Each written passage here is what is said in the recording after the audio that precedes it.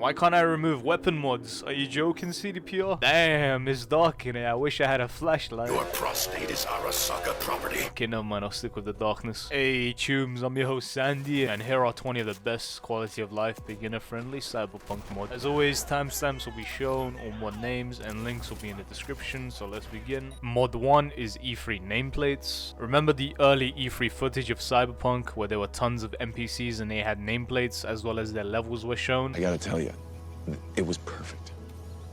Perfect. Everything, down to the last minute details.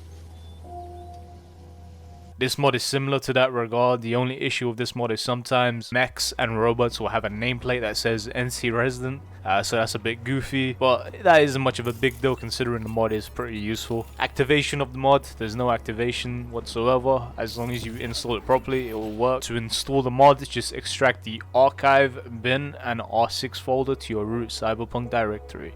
Mod 2 is a new mod and it's called Train Your Skills. So far this mod is compatible with this mod list and shouldn't cause any issues. It heavily relies on Cyberscript core however. This mod is a bit similar to Skyrim's vanilla system of training, much like shards that give XP for various skills in Cyberpunk. A V can train skills from different Night City characters. The list of NPCs you can learn skills from is Rita Wheeler for street brawling, Regina Jones for cold blood, Wilson for assault, Victor Vector for engineering, Nyx for quick hacking, Emmerich for annihilation, and many more characters. So before you can activate this mod, you need to tweak a few settings in game. Firstly, you'll need to bind the cycle interact bar to enable the mod. You can do this easily by opening set and following me and mimicking what I do. Keep in mind this mod is still new and can be janky, so the controls are a bit scuffed. However, this is mostly a Cyberscript core issue, so you'll just have to wait for them to update that properly. Installation step. Just extract the bin folder to your root Cyberpunk directory, like I do. Mod 3 is Night City Interactions. This mod adds a wide array of drinking bars where V can drink, solo, or invite a friend. This mod also adds some popular areas from the anime where V can chill and take a load off. The list of characters V can have a drink with is Jackie, Judy, Panam, River, Kerry. As long as you've completed their questline and you know, you haven't killed them or anything, you should be alright. Location of the bars you can go to are the Ho-Oh Club. That's going. Ho-Oh Club. Reminds me of the Pokemon. Anyway, Kabuki Roundabout, Kiosk, Riot, the NID Dock Stores, Jig Jig Street, Cherry Blossom Market, and the bar along the Golden Iwaki Plaza. Activation of the mod is very important. Just make sure you visited V's original apartment at least once upon installing the mod. This will allow all the events to trigger properly. Installation step, extract the archive folder to your root Cyberpunk folder, and that's it. Mod 4 is street vendors. This mod is fairly self-explanatory. It adds a function that should have been included on launch. All vendors around NC are mostly tradable. Fuck, I'm getting a phone call. And you should be able to purchase food items as well as drinks and be able to sell your wares. This is a nice mod to combine with Live in Night City, which is in my hardcore mod list. If you'd like to check that out, I left a link.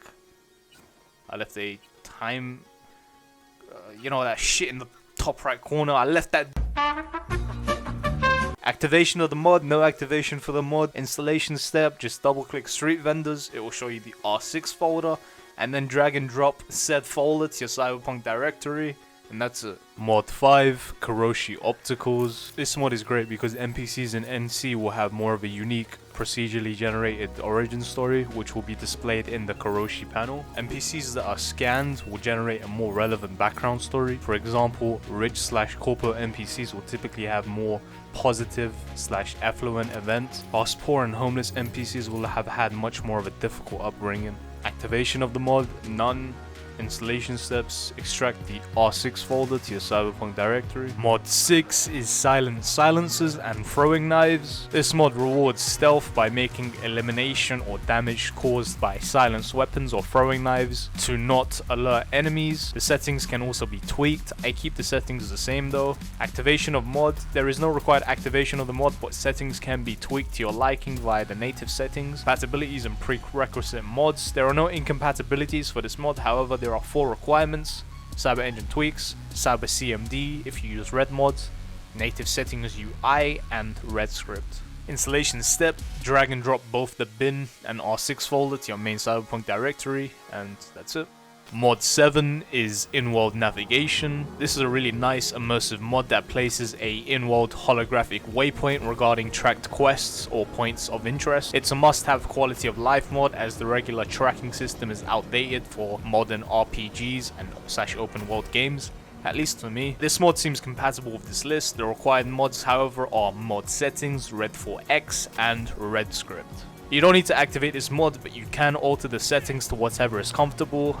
I make the display mode always on when driving / walking. I set the arrow pacing to 5 and the rest default. Installation step, drag and drop the archive, R6 and red 4x folder to your Cyberpunk directory. And good job, Chum, you've done it. Mod 8, Spicy Clean Hackscreen. This mod makes changes to the Hackscreen. It either completely removes the green tint or makes it more appealing depending on which version of the mod you download and install. No compatibility issues or prerequisite mods are required. No activation required either. Installation step is just download the main file, open the WinRAR, double click whichever folder you want. I personally use the clean scanner, and then drag and drop the archive folder to your main Cyberpunk directory. Mod 9 is better loot markers.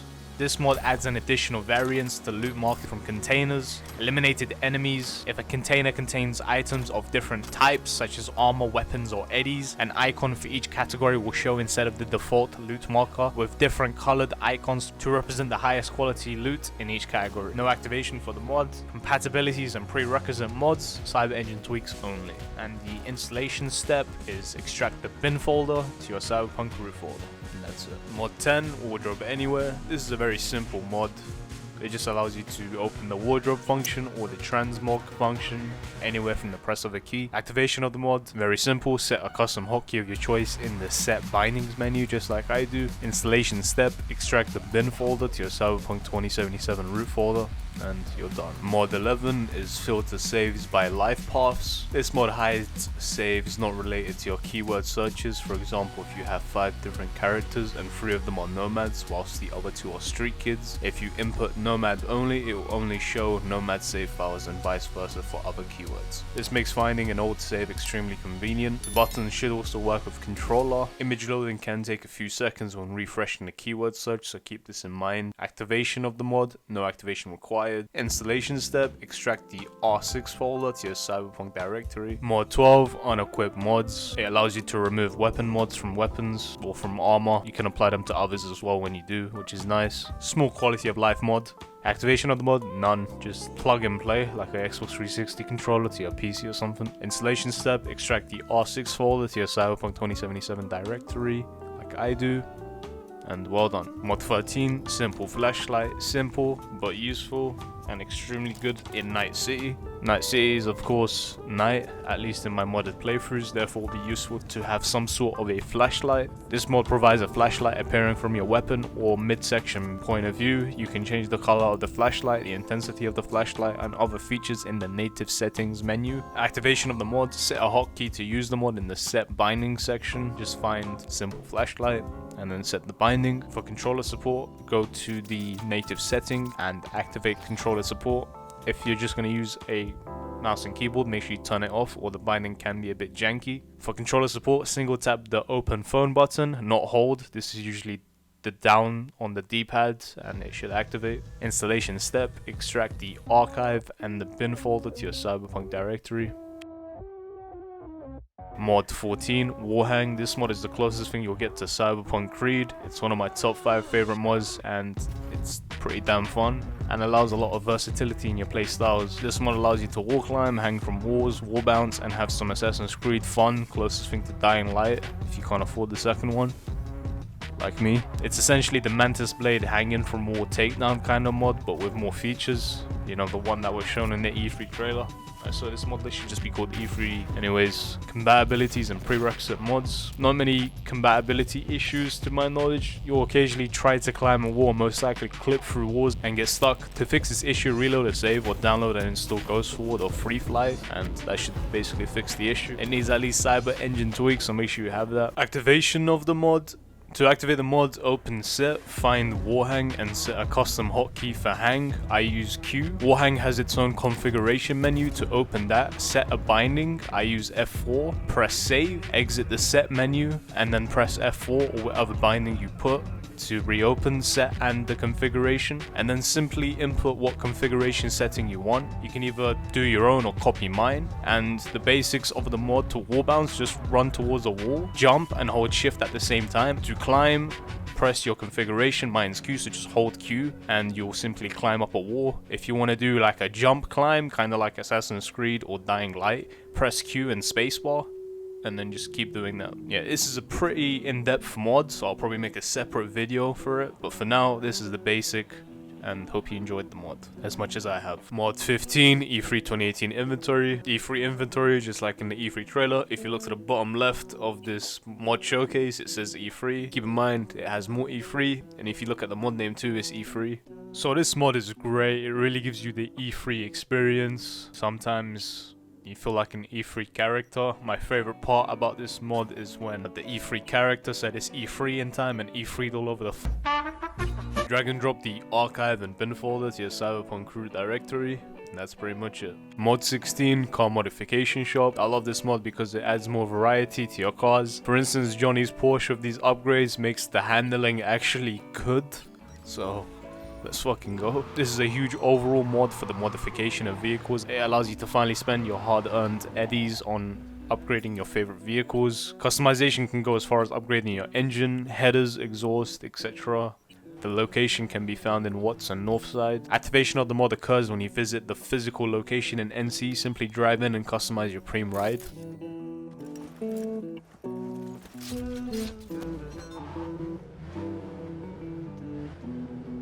Car modification shop. Drag and drop both the archive and bin folder to your Cyberpunk root directory, and good job. Mod 17, immersive rippers plus immersive Vic. This is a fantastic new quality of life mod that gives more immersion to chroming the fuck up. You can now sit down whilst Ripper Docs operate on you. You can also apologize to Fingers and pay him a fee for him to reinstate his services to you. That's if you beat the crap out of him earlier on in the game. I also recommend Immersive Vic, which is much better than Immersive Ripper Docs as it reuses dialogue from the prologue as well as the animations for when you want to get chipped.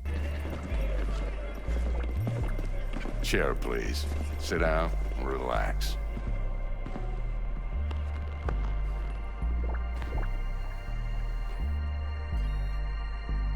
I'm ready.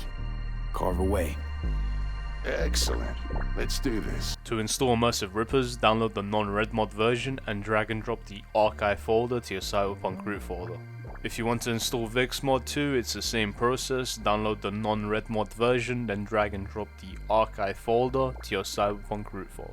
Mod 18, HUDITOR. This is a great quality of life mod as it allows you to remove HUD widgets, change the size, either by making it bigger or smaller, and or resetting the HUD element completely to the default state. The list of HUD widgets that can be customized is the minimap, quest tracker, wanted bar, quest notification area, item notifications area, vehicle notifications, crouch indicator and weapon roster, action button hints for the D-pad, player health bar, player stamina, phone call avatar, phone call input controller, input hints, speedometer, boss's HP bar, dialogue choices, and the dialogue subtitle. And the activation step, you just have to simply press Shift U once you've downloaded the mod and it should open. Installation step, extract the bin and R6 folder to your main directory. Mod 19, alternative food and drinks buffs. This mod allows a simple variation of food and drink buffs depending on its quality / rarity with a long lasting duration, roughly 1800 seconds, same as the in-game booster items. Additionally, this will also double the price of all food and drinks as they've been buffed. Drinks will now provide 30% max stamina for epic rarity, 20% for rare, and 10% for common. Food will provide 15% max HP for epics, 10% for rare, and 5% for common. And alcohol will have a 2% mitigation chance and 4% mitigation strength, and so on. Compatibility and prerequisite mods. This mod will conflict with mods that modify the food and drink values, so most likely WE3D and Live in Night City.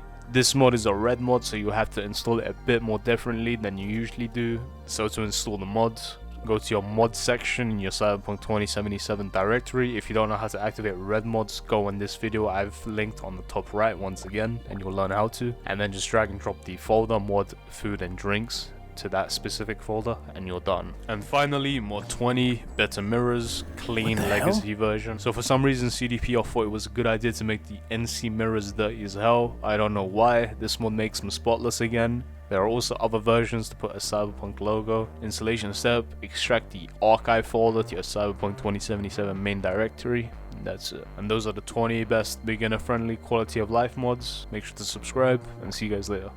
Take care, chums. The One Piece! The One Piece is real! Can we get much higher?